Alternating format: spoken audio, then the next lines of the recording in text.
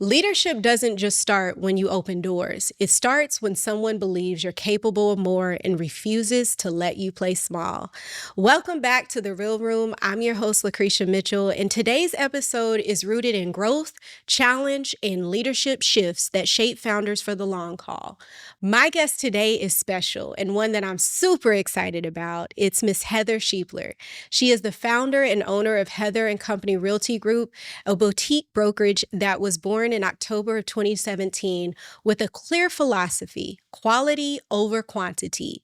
With an intentional average of around 50 agents, she's built something rare in this industry, a brokerage where agents don't just work, they belong, a place where culture matters, leadership is hands-on, and individuality is not only allowed, but encouraged. But before all the accolades and success, she was my mentor. She was the one who would stay up late with me, walking me through the real estate questions, never handing me the answer, but always challenging me to find it myself. She pushed me beyond what I thought I was capable of. And I remember our very first meeting at a coffee shop, walking away knowing things were about to be different. This conversation will touch on leadership, growth, and transformation, the very themes of my book, The Founder Shift: 15 Transformations You Must Make to Become the Leader Your Business Needs. Because leadership isn't about having all the answers. It's about becoming the kind of person others can grow under. Let's get into it.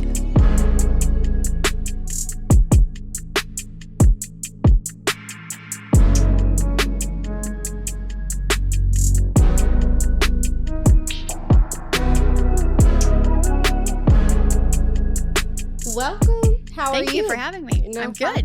I'm good. No problem.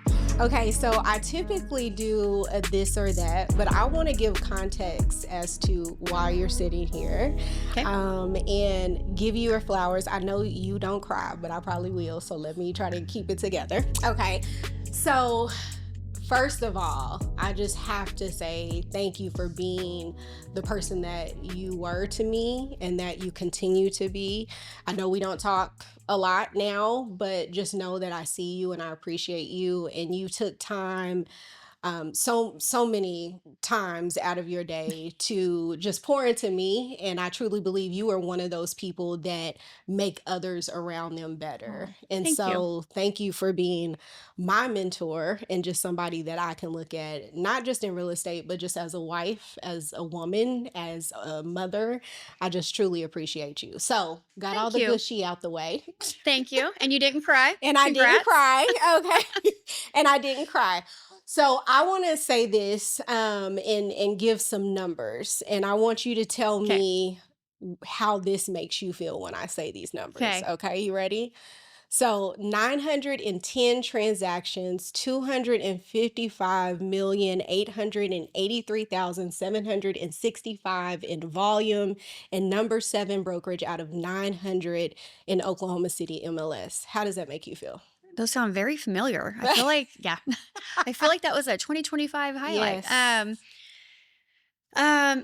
It's incredible, Yeah. honestly. And it's not even just, hey, this is the volume and the numbers that we did for 2025. It's been the 8 years leading up to that too, because every year there was growth and there was additions and Yeah. subtractions, but ultimately what got us there was the people doing the work, and, yes, I had a small part of that, I would like to think, but I wasn't doing it alone. Yeah. And I'm just so proud of everybody. Like Yeah. it's pretty amazing. It really is. That is just evidence to the type of person you are, to the type of leader you are. And when I say like you make other people around you better, yes, you definitely have some amazing people around you, but the way that you lead pushes everybody to be their best selves. And so that is incredible numbers. And I just want to say personally, congratulations, because Thank you. I remember sitting down with you in 2020 and you saying, oh no, I'm just going to have about 8 or 10 agents. That's it.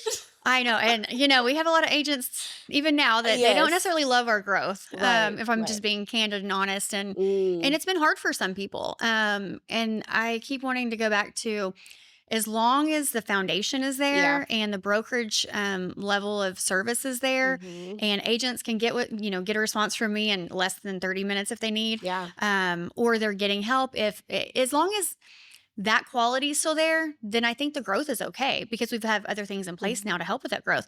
But if the foundation is cracking, Yeah. or they're not able to get a hold of me, or there's something that's causing it not to be that level of service, okay, then maybe the growth is an Mhm. issue. But and I keep telling everybody, like, I understand some people aren't happy about it, but point to me where there's an issue or a fault and I'll fix it. Yeah. And I haven't Gotten that. got Yeah. that yet. Yeah. So, but I think, it's just the same. I want them to build their business, but in turn I'm building a business as well. I mean, we're Yeah. just doing it alongside each other. Come on. Come on. We'll dive a little bit more into that because there was a lot of key things that you mentioned. And so we'll get into that. But I want to know, who is Heather? Just to her core, who is she? Um, I was thinking about that when I was Hmm. kind of prepping, knowing that you were going to hit me with some hard questions. Um, I haven't always been the same version of myself. Hmm. So I think it's, different seasons of life require different versions of Yeah. yourself. And, if you go all the way back to my roots, small town, only child, slow Hmm. pace.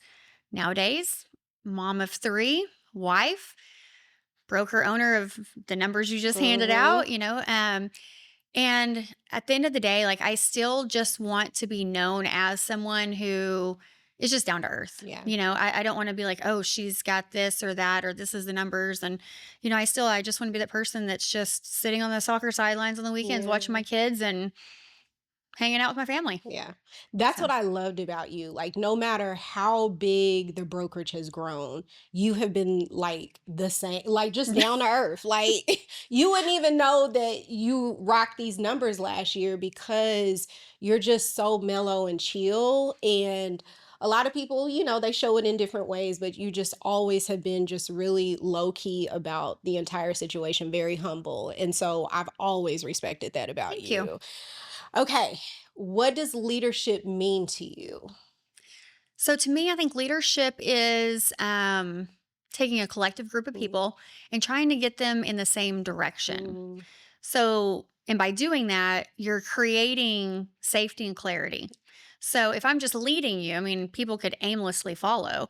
But if there's clarity and there's safety involved, then that's where I think the leadership part comes in Yeah. because you're truly leading. You're not just, number one in the line. You're Mhm. you're helping them see the vision and Yeah. helping want them to get there too. Yeah. And just being able to articulate the vision to people and help them to, come along and see that. I know that's hard. Like, Absolutely. now having my own brokerage, Well, and you it's can want it for them, but I they still have to want it for that themselves. part. And that is so key. Like, Mhm. we can lead them to the water, but we can't make them drink. And Yeah, so that's been one of the hardest challenges because you can see it in people. And I love that about you. Like, I remember our very first conversation, and I remember us sitting in that coffee shop. And when I left there, I told my husband, like, something's different and things are about to change for me, because what I felt from you is that you wanted the best for me no matter what. Like, you didn't even know me, but I could just feel that energy from you. And so I truly believe it takes special people to be able to, one, see the best in others, but then also see that others see the best in them and want to follow behind that. So absolutely. kudos to you on that. All right. So we're going to dive into the questions. Are you ready? I'm ready, I think. Okay. Okay. Here we go. So I just wrote a book, whole thing. Okay. And I talk about the moment when, as a founder, you realize that you can't do everything yourself, right? Yes. And when did you experience that shift and what did it require you to release? So I think in life and business, however you want to view it, either Hmm. one, business or life, there's always going to be various scenarios. Yeah. So I don't think there's ever just, I can't pinpoint one and say, this happened and then this is how I shifted, Yeah. because sometimes they're little things, sometimes they're bigger things. But essentially, when your business growth outpaces your personal capacity, Mm, that's when you have to shift. yeah. Because at the end of the day, if you don't, then that's whenever, again, those cracks in that foundation and Hmm. things like that start happening.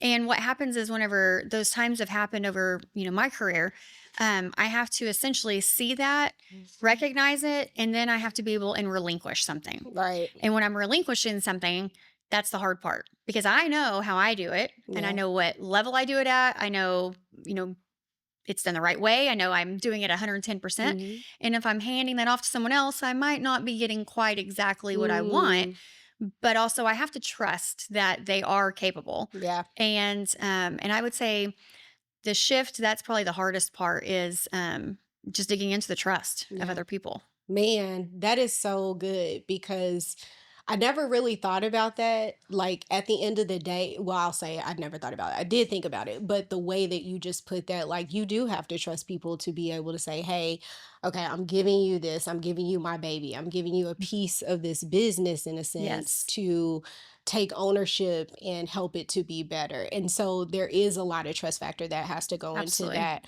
I remember Tiffany. hmm Is Tiffany still with you? Tiffany moved to Colorado, That's right. and yes, so she is no longer with Okay. us at the capacity of Yeah.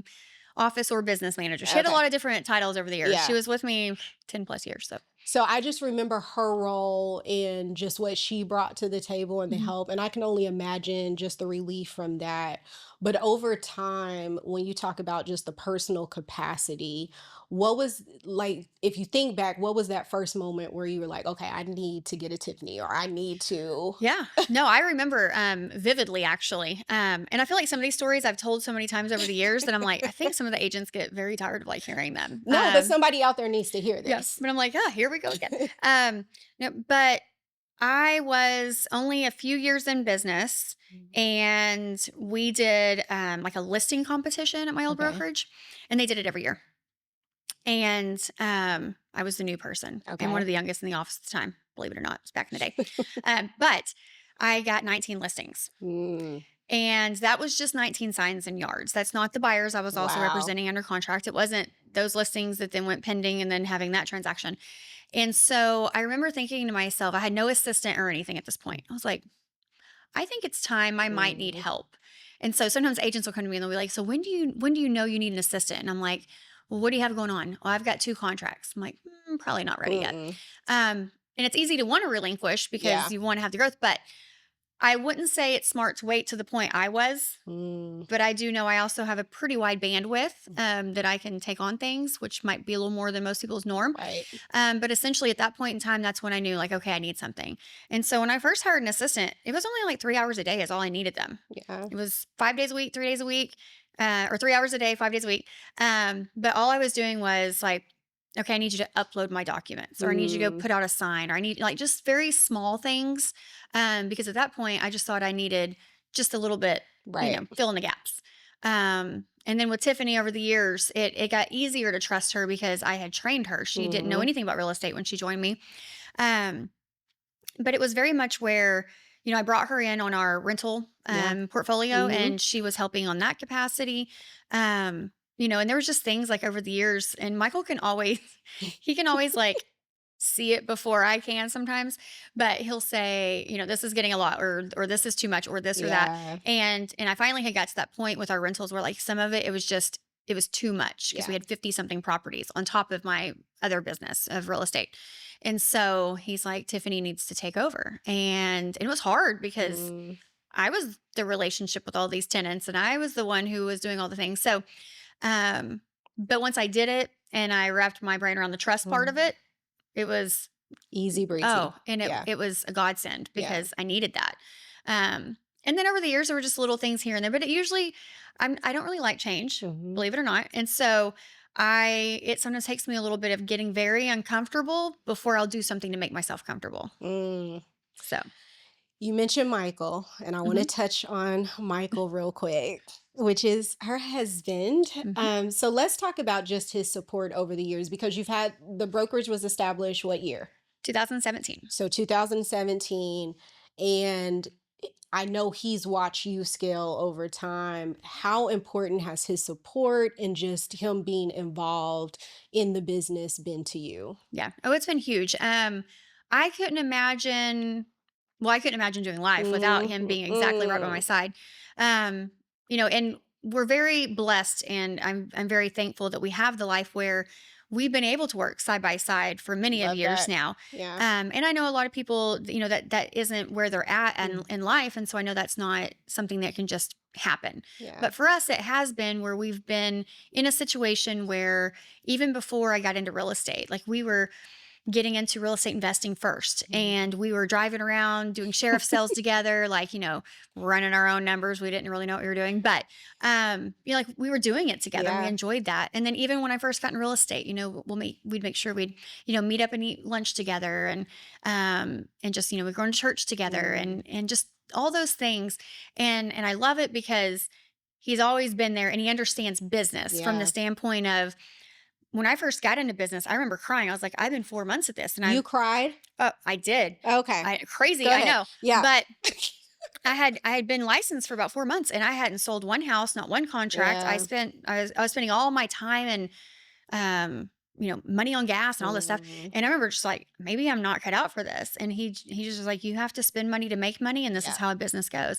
And he was very supportive from that very beginning. Which honestly, I probably would have threw in the towel Yeah. within 6 months because I just felt like I was defeated. Whereas he saw something and still like pushed me. But he's also been great over the years. Well, here, and we joke about it now, but like he's always pushed me in weird ways where, if I had like a year where we'd run numbers on volume and maybe I was only hitting around, 8 or 10 million, he'd be like, oh, well, what are you doing? And then it would just like, and he wouldn't really mean it, but I take everything so literal that I can hear him saying that. That's why I'm cracking up laughing. I would get so like, oh, and then I'd go out and like, just crush it for the next couple of months. Yeah. And it was funny because like he didn't really mean it in that Yeah, way, but yeah. he knew like what it would also do to me mentally, and like I would just take off. And now it's like we've evolved again. Yeah. And that's what I love is like we've grown together, and this year we're gonna celebrate 17 years. Oh, together. congratulations. Yeah. That's awesome. Yeah. And so, but we've grown together, and it's at a point where now like he's been stepping in on the brokerage Yeah. side to help more. And he has license, and we got his license so that he could help on, Yeah. inspections here and there, or showings as needed. And we tag team some clients together. But now he's really able to be that like motivational support for people, Yeah. because where I fall short on the crying and the personal side of things sometimes, he likes to dive into it with people. He definitely has that. Yeah, he's like, tell me your story. Let's dive into it. Like what can we do? And so it's really is whenever they say like find a partner that their strengths are your weaknesses and vice versa. Like I fully believe that's where me and him are. Yeah. So it's great. I've always loved you all's relationship. Just like watching him around the office when I was there, like I thought he was just the funniest Crazy. person. Yeah. I mean, but in a good way though, in a good way. And so you guys definitely balance each other for sure. So Yes. I love that. Okay, so one thing I've always admired about you was that you always challenged people and you never gave the answer. I remember there were times we were up till like 11 o'clock at night and I'm asking you about, contracting. You're like, Lacretia, did you go here? Did you look for the answer? And I'm like, okay, let me call you back. And so I Nope. love that about you. Okay. So you always kept me on my Yes. toes and made me think. And I truly believe that's why I'm better at what I do. Right. So why is it so important for leaders to challenge instead of rescue? Absolutely. So growth is one of those things that like you can see it in other people usually before they can see it in themselves, first of all. And there's always some discomfort with growth. But at the end of the day, like me wanting an agent to grow isn't wanting to make them feel abandoned. It's to make them have a little bit of discomfort to then feel comfort at the end of the day. Yes. So if I just give you the answer, I give you immediate relief. If I make you think about it, I help build your confidence. And it's one of those things where sometimes I do still turn it back and say, well, what do you think? And sometimes it burns me and they answer and I'm like, nope, let me help you a little bit further. So I don't always get it right whenever they're ready, but it is important that I've always, and this is not just with agents, but even with like office staff, I've always believed in explaining the why. And part of that is because if I just give you the answer, it's going to get this done quicker and off my plate, off your plate.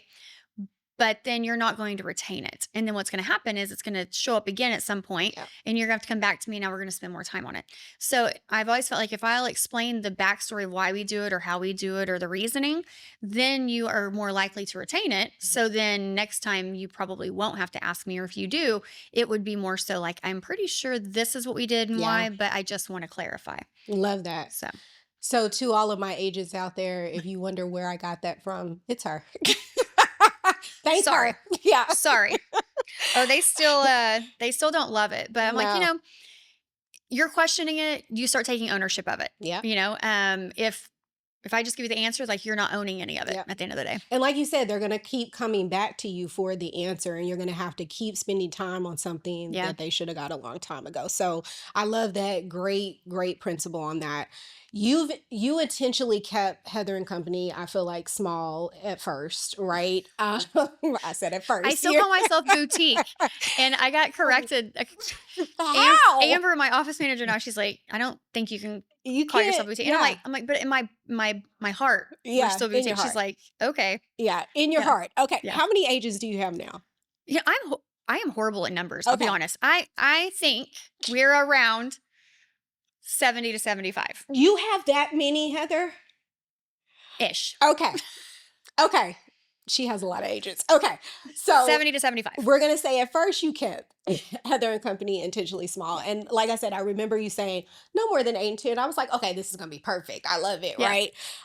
So in a world that glorifies scaling fast, right? Why did you choose depth over speed? Yeah. So now I like to think of us as not like small or large. And I do think we're kind of in that middle, but maybe we're just human size, human size. Pint size. Yeah. Just fun size. I like the depth we're at, though, because it allows me to still have relationships. And I've always been with relationships over transactions and quality over quantity. Most definitely. And so at the end of the day, again, it's maintaining that. And we did have years where our numbers weren't huge.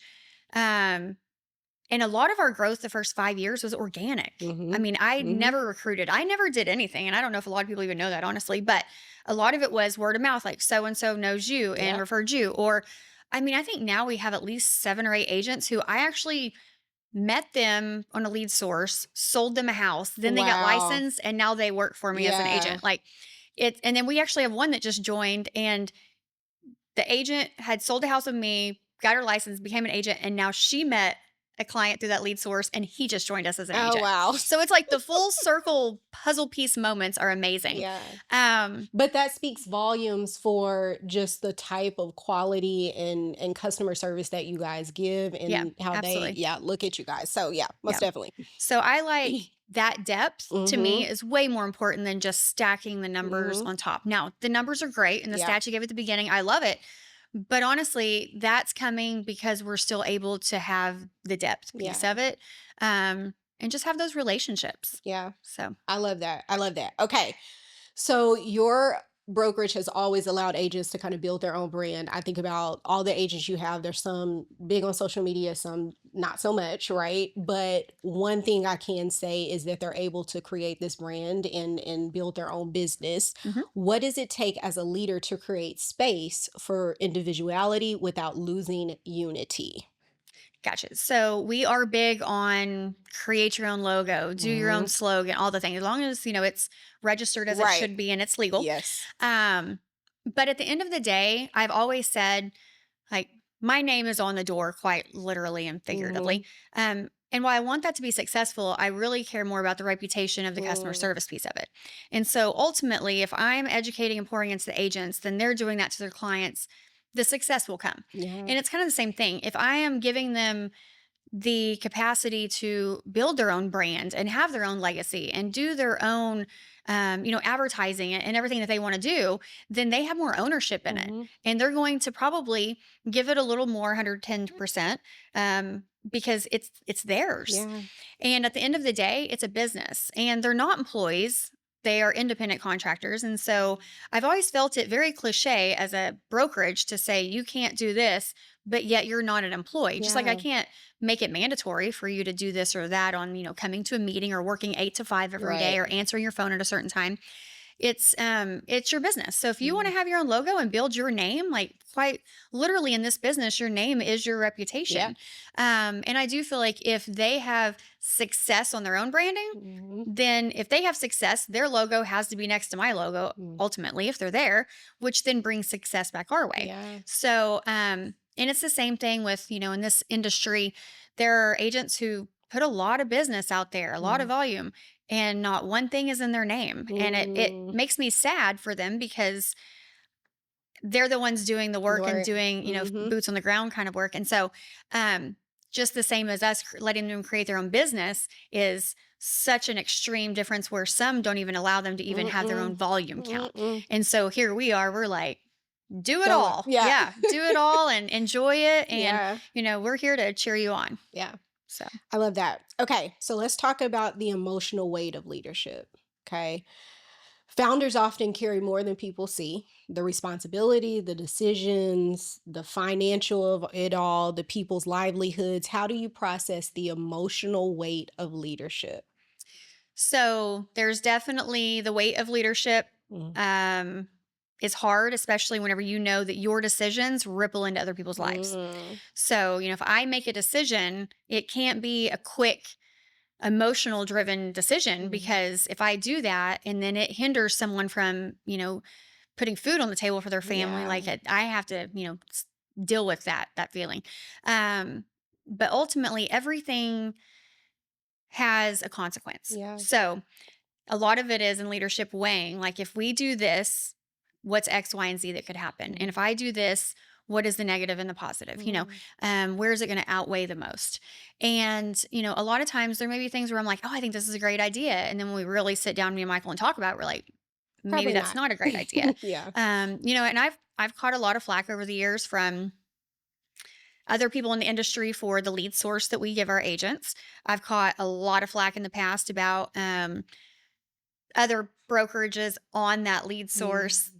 that say, "Oh, you could make more money and you should keep more," and like you're making Mm. us look bad because you're being way more than fair. Mm. And I always say the same thing, like I like to sleep good at night. Yeah. Like, and at the end of the day, like my life is comfortable, my agents' lives are comfortable, and I gave out 1099s this week and I just love seeing the amount of money people made. Yeah. Like it wasn't we had an agent who said, "I have a friend who did 2 million more in sales than me and she's in a different brokerage and I made $75,000 more than her."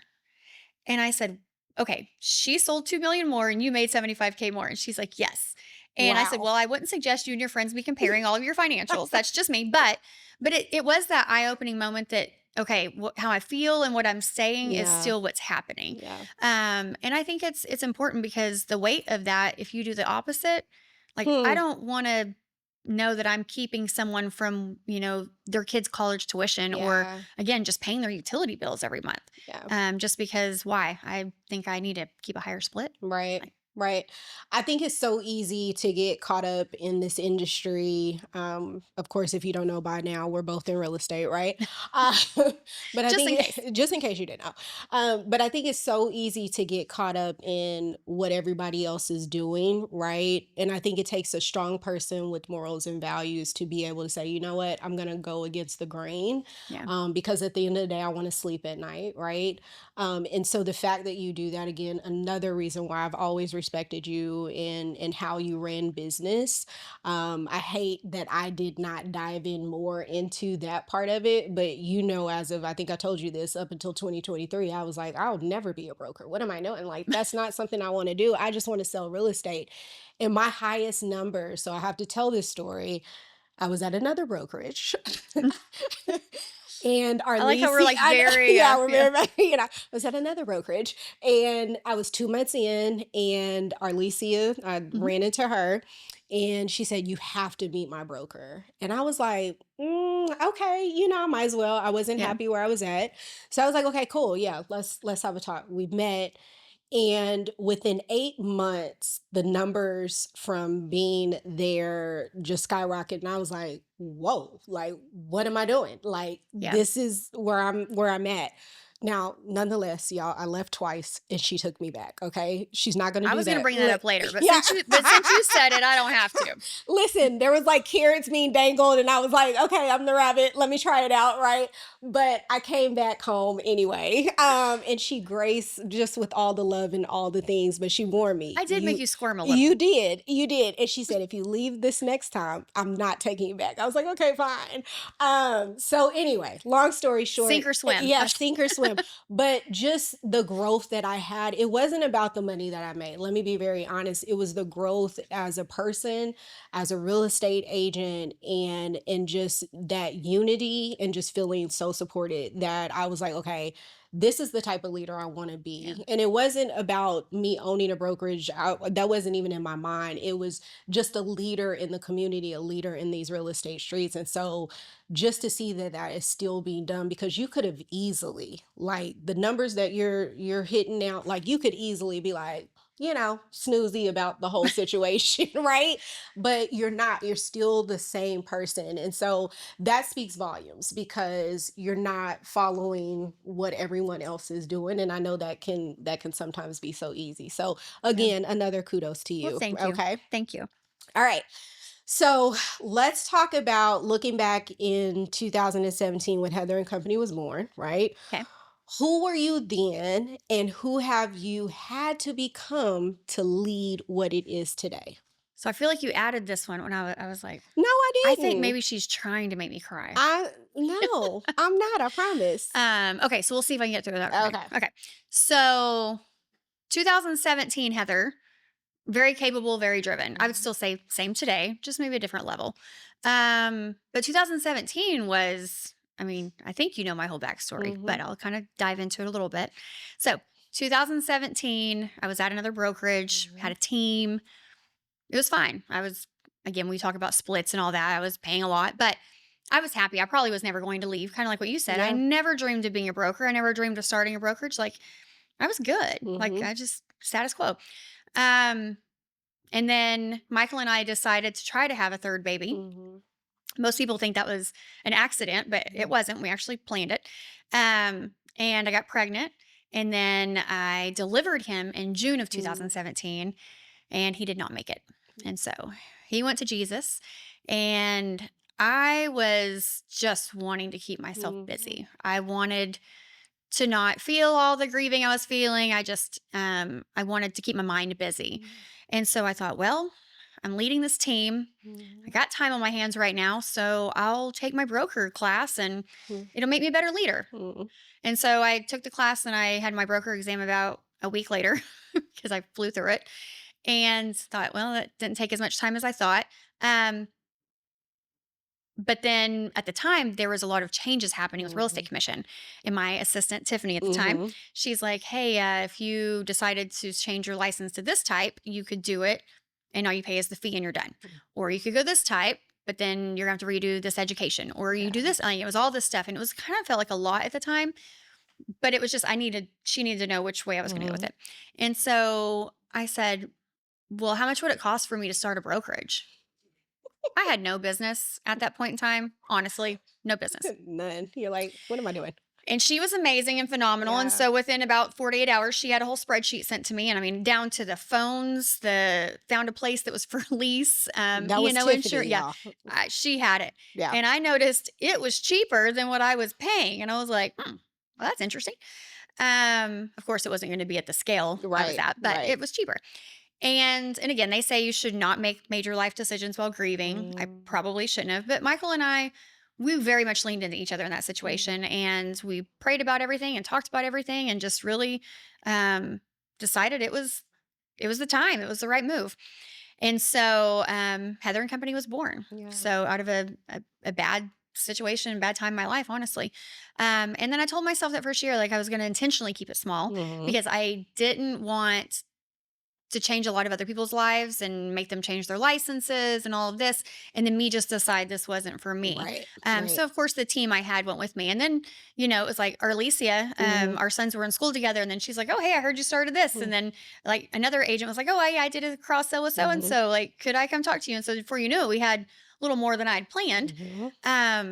but I really enjoyed it even more than I think I thought I would. And then I got pregnant with Sailor. And so, first year of having the brokerage, I was dealing with a high risk pregnancy on top of that. Mm, Um, and even that was like, God willing, it just, again, organic growth kept happening and everything just kept shifting. So, yeah. 2017, me, capable, driven, but that's the person I was. Yeah. Probably not the best place. Now you fast forward who I am today, still capable, driven. But I would say I'm a lot more intentional Mm, and a lot more just patient yeah. because I'm at a different place now than I was then. Yeah. Let's talk about patience and Never what, pray for it. yeah. Listen, I know. Like, Never. okay, dang, why did I just pray for that?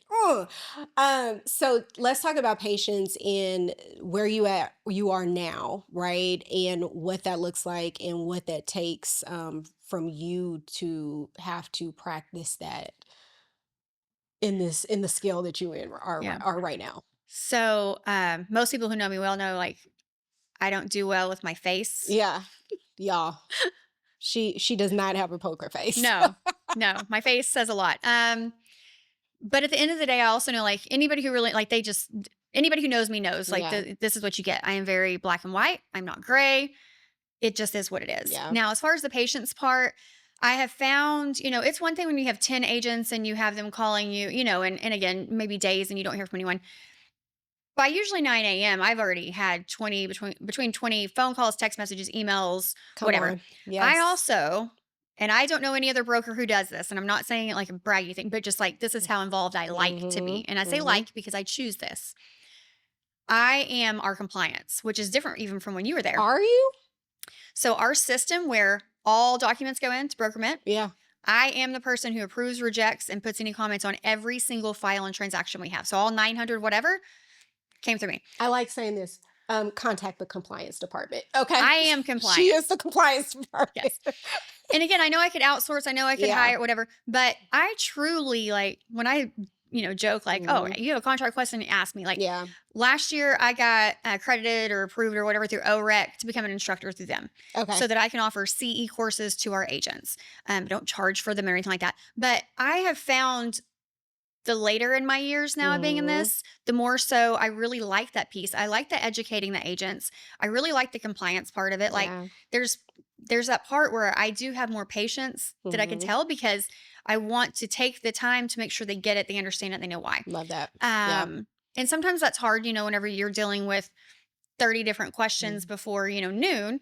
And some of them you feel like they should know the answer to. Yeah. And sometimes that patience is that part where I just have to tell myself, I'm going to wait another 10 minutes before I reply. Yeah. And what usually happens in that 10-minute time frame is they circle back again Mhm. and they go, never mind, got Found it. it. Yeah. And I'm like, because I knew you would. Yeah. Um, but again, that's where I think the patience has taught me because prior to like as soon as it comes on my desk, I want it off. Mhm. And so I have always been very quick to respond. Clients, agents, vendors, doesn't matter. And so part of that patience is me just learning it's still going to be there in 10 minutes. I don't have to do it immediate. And sometimes it'll work itself out if I don't touch it Yeah. for 10 minutes. Yeah. So all of that is me. So I'm like, that's me. That's me. That's where I get it from, right? But I love being hands-on. There are certain things where I do understand I'm not the best at, right? And so being able to release those things, relinquish, hey, you take that, you're better at that is so important. And I know there are things within your business that you do that with. Mhm. And so I just think about, again, I go back to all the times that you were on the phone with me, and I just think about this, like there were like at that time probably 15 other agents. So to hear that you have as many agents as you do Yeah. now and you're still that heavily involved, that is like crazy to me. But I say that with saying I'm the same way. I probably have finished a whole bunch of calls by 9 o'clock in the morning, and people Yeah. are like, okay, what are you doing now? Okay, I'm trying to find a way to get to what I need to get to because I have to I'm still, shower. I have to shower at this point. I'm still dealing. Okay. Yes. Yes. Okay. So let's talk about mentorship. Okay. Okay. So you've mentored many agents over the years, and you get the opportunity to now train, offer CE, all of the things. What qualities do you look for in someone you're willing to pour into deeply? Gotcha. I love it. So, to kind of answer this, but also go to Hmm. what we just talked about, part of the relinquishing Hmm. and the growth and all the things is um, I have now segued over a few people who are Hmm. helping with specific mentorship, which again was a huge thing for me to put trust in that because Yeah. I knew every agent leading up to that, they were getting me. Hmm. So at the end of the day, I knew everything going in their ears Yeah. was What's coming coming out? directly from me. Where Hmm. now I'm hoping that it's gone from me through this person into them. But Hmm. there's always going to be that little bit where it can change. Um, so that has helped grow to the Hmm. capacity to where some of that's offset. But as far as like me looking for an agent that I'm like, okay, this person I am willing to just really pour a lot into, to me, it comes down to willingness. Hmm. So not everybody is willing Hmm. to be mentored. So I am willing to mentor, but are they willing to be mentored is Right. more the question. And so part of that is, are they self-driven? Do they have a good work ethic? Hmm. At the end of the day, just like how are they as a human? Hmm. Because I can teach a skill, I can teach and educate on a contract, Yeah. but I cannot teach character and I cannot teach a good heart. Mm. So at the end of the day, you either have those things or Or you you don't. don't. Yeah. And it doesn't matter how much you're around, I'm not the person who's going to Hmm. make you have it. Yeah. So, Yeah. yeah, the ones that are willing, those are the ones that I'm really willing to pour into. Yeah. And one of the things that I love, so we have a whole vetting process even before they come on, like, because I want to get to learn as much as I possibly can to see if you're going to be a good fit. Right. And so, one thing that I don't want to do is spend time on I just don't have the capacity in this good age of mine right now. Like, I don't want to spend time on people that just don't have the drive. And we both know real estate, like it's a lot of work. I think people saw us thriving in 2020, 2021, right? COVID years. And they were like, "Oh, let me jump in. Let me get into Yeah. real estate." And we made it look really pretty, but I'm like, now that things have died down just a Yeah. tad, like you got to actually work to get It's your get business. business. Yeah. It's your business. You have to Absolutely. work. So, yeah, okay. I can go on and on about that, but we're going to move on. Okay, leading through these seasons, every business goes through seasons. So, Mhm. growth, plateau, challenge, reinvention. Which season stretch you the most as a leader? I would say plateau or challenge. Hmm. Because at the end of the day, usually one of those two mean that either you have systems that are outdated Mm, or something needs to change or just there's a standard that needs reset, yeah. right? And so that's not really a fun time. Hmm. But also, anytime you're in those seasons, you have to remember your business is at a spot, it needs to evolve. Hmm. But your business can't evolve if you don't evolve. Come on. Because at the end of the day, if I'm just saying, okay, my business needs to go from A to B, but I'm still over here on the other side Hmm. of A, it's not going to get there. Because again, if I'm truly being an intentional leader, I have to be at the front of that with that evolve is me going and leading and Hmm. showing that I'm changing while I'm asking the agents to change or I'm asking the business to change. Yeah. I can't just stay doing the same thing and Hmm. expect everything around me to fall into place. Um, I would say with that growth is exciting, but reinventing yourself or reinventing your business or evolving your business, it's humbling. It's Yeah. very humbling because, it worked for a long time, Yep. but then when it stops working, it usually stops pretty abruptly. Yep. And you have to decide pretty quick what you're going to do to fix it. Yeah. And so I would say those are definitely probably the worst times, if you will. Yeah. Like I said, plateau is not bad, but usually if you're stale, then you're already thinking, okay, what needs to be next? Yeah. What I hear in that is literally you're a leader who's not going to ask someone to do something that you wouldn't do, Oh, right? absolutely. And even what I did see, I feel like I or saw, should I say, was it's a whole saw and see thing with me. Y'all just ignore me. Okay. So you're still active in real estate. You're still selling, you're still working with clients, all of the things, and to still be able to run the brokerage at that capacity. Like that's high level. And so you have to have systems even in your own Yeah. business that work well so that you can still produce and still do all of the things within your brokerage. So talk about just that, I'm gonna say rhythm, right? Okay. I'm gonna say, what is that rhythm? And this is a question I'm throwing at you.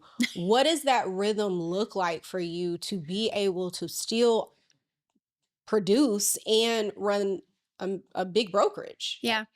So I am still in production, and I hate that term people use. What is it? I can't even think right now. It's essentially broker, like your broker is also selling, like Oh, I competing. competing broker. Yeah, Yes. I was like, competing what is the broker. term? Yeah. Yes, So yes. I hate that because at the end of the day, I don't feel like I'm competing with any of our Right. agents because the clients that are coming to me, it's not a competition of we're both have a potential to meet for this Mm-hmm. client and then they choose me. It is more, these people have used me for 5 transactions in the past, the repeat, the referral. And quite frankly, if someone trusts me to come back to me or they trust me to send their grandmother to me, I don't want to say, oh, I'm sorry, Oh I am no. now a broker. I can't help you. Yeah. Now, there are times where I'm like, hey, I actually have a lot going on and I'm going to be busy the next, whatever many weeks, or I have Mm-hmm. this plan or this travel. And then I'll tell them, like, if you're still okay with that, that's fine. But I don't just go into it assuming, like, okay, I'm going Yeah. to like get your business and then go MIA because I mean, that's not my MO at all. But I do think, being in the market at all, like I am, Mm-hmm. being able to work, it helps me to still see where the market's at. So, like when we were going through appraisal gaps and that verbiage, like I could stand in front of the agents and be like, hey guys, this Tuesday, this meeting, we're going to talk about this. Now we're seeing a lot of contingencies. Mm-hmm. Hey guys, we're seeing a lot of contingencies. Mm-hmm. Let's talk about this.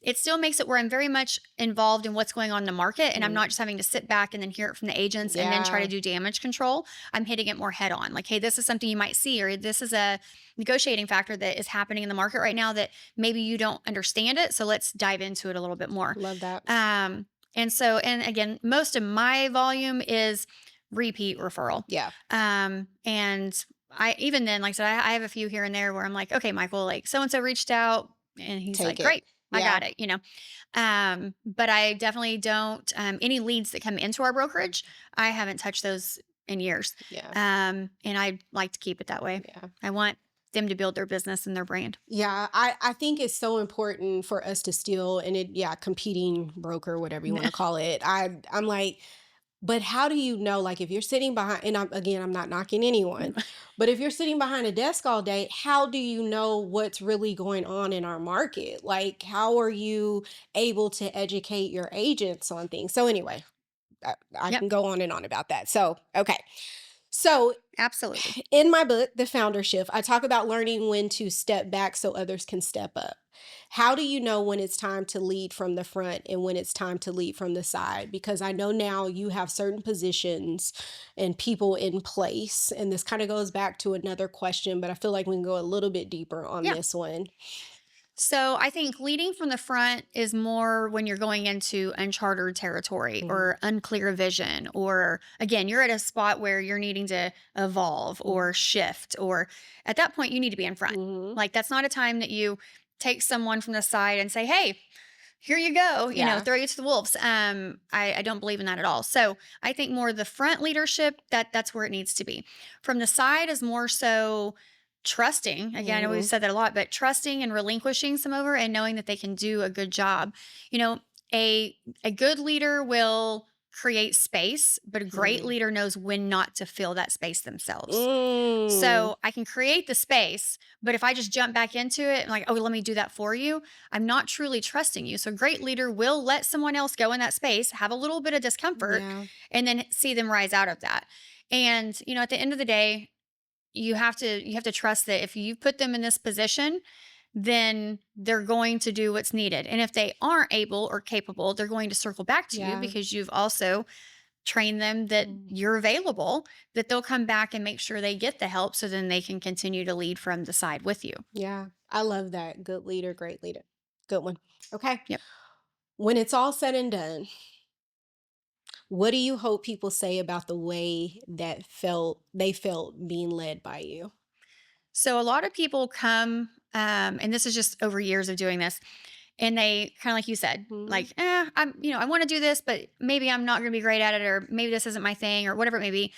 And I'd like to think that maybe I gave them a form of like believing in them even before they believed in themselves. Mhm. So hopefully they left more confident than they arrived. And that's the goal. And we've had agents leave the brokerage recently, and part of it is, the growth, or they want a different lead source. They want to just try something different. Mhm. And I always say the same thing, like, I'm not going to fault you if you do something for your business, your family, your finances.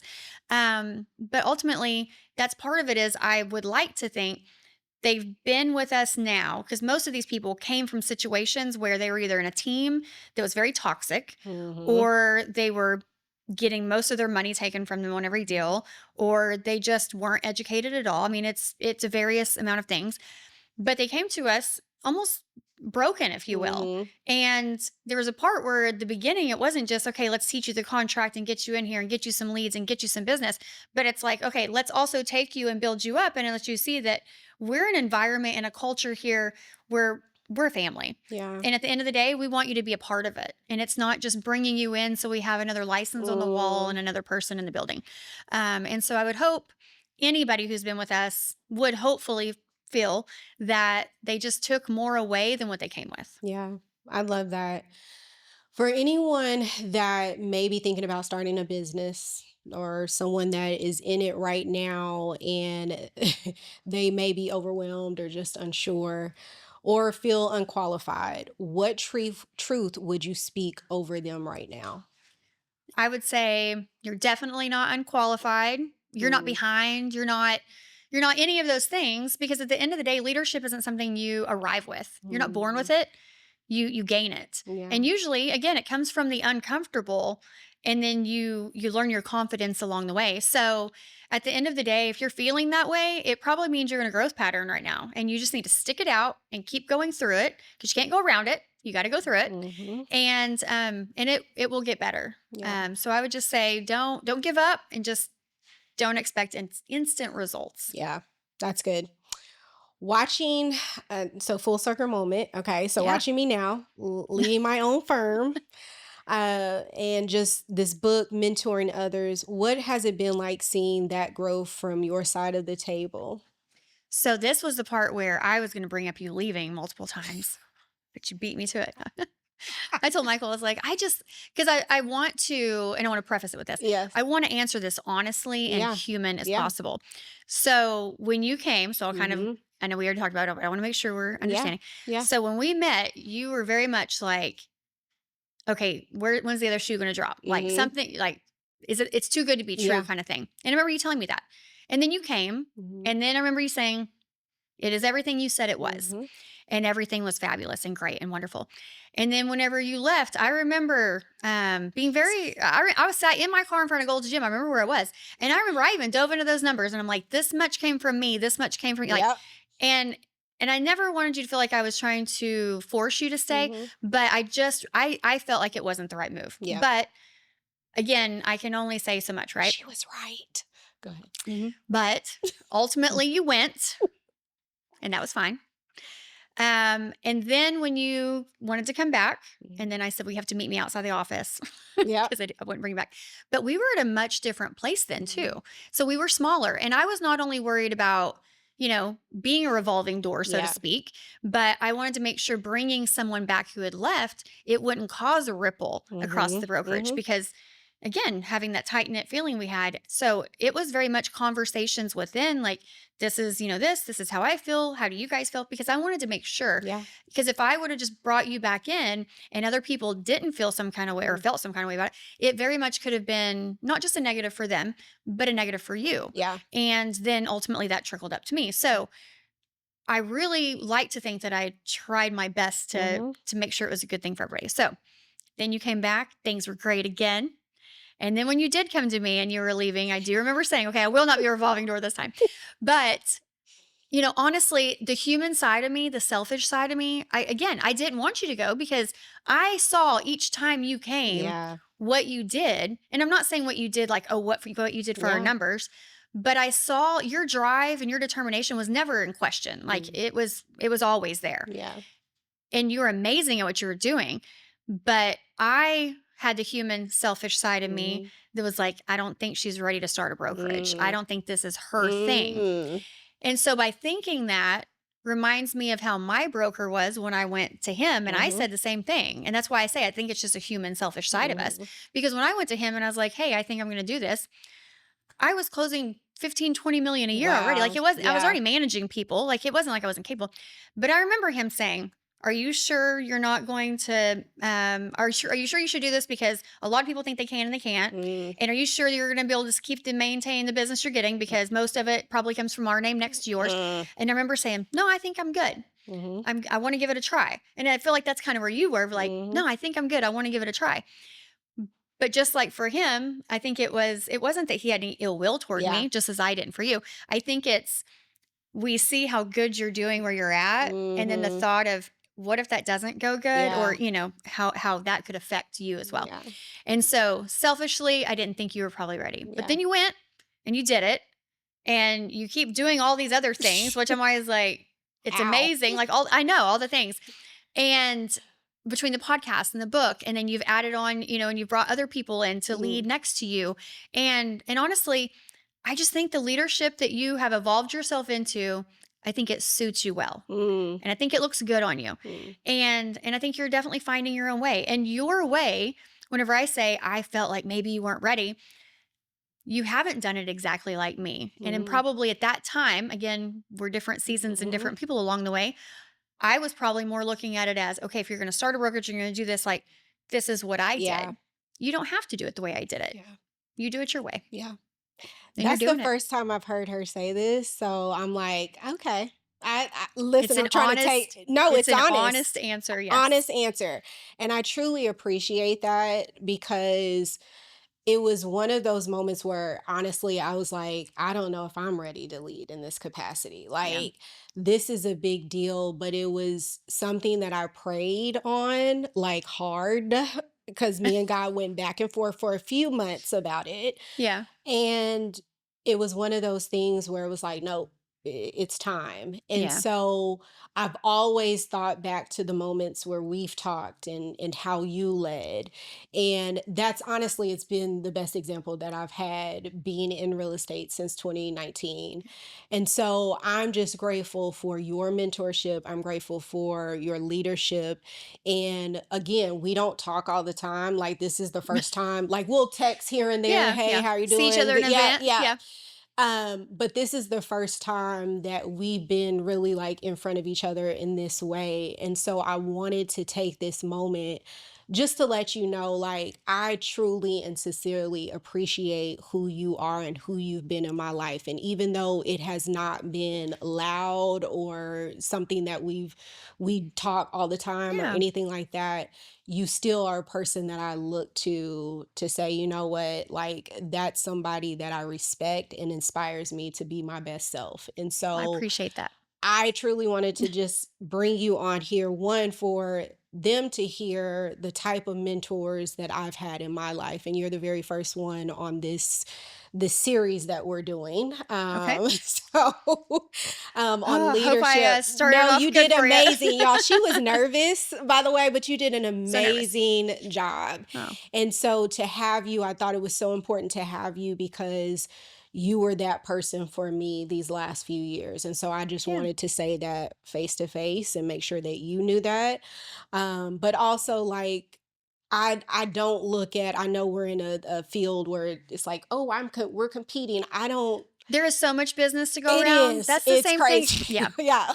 Like, There's over 5,000 agents, there's over yeah, 900 brokerages. Like, at the end of the day, there's so much business to go yeah, around. Like, yes, there's competition, but we can't do it yeah, all. We just yeah. you physically Yeah. can't.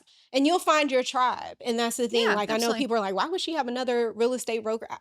I don't get into all that. What God has for me is for me. What he has for her is for her. So at the end of the day, and again, it was just important to Well, have and I you think it's here. important, like, even with saying that, that you keep mutual respect. Like, at Yeah. the end of the day, we are in the same business. Are we competitors? I mean, I guess on some level, yes, but there's still respect. Like, it Yeah. does not have to be and just the same thing. We end up on a cross sell together. Yeah. Like, we want the same end result. Yeah. Like, we're not here to battle each other. And that's where Yes. I never understand in this business where it's a you or me or give or a Yeah. take. Like, it just doesn't have to be. Yeah. So we are ending. Is there anything else that you would like to share, or how people can find you? Any information that you want to give? Yeah. Nothing off the top of my head. I Okay. mean, if there's anybody looking for a mentor brokerage on Southside, that's where I'm at. But other than that, no, I appreciate you having me on here. I appreciate you Yeah. and I thank you. Listen, if you liked, loved what you saw or heard, please like, subscribe, and follow. And please make sure you leave a comment. We want to hear what you think out there, Real Room fam. And most importantly, if you're a founder or a business owner, there are some shifts that you have to take in order for you to become the best leader that you can possibly be. And as Heather said, there's opportunities to be good and there's opportunities to be great. Which one will you be? See you next time.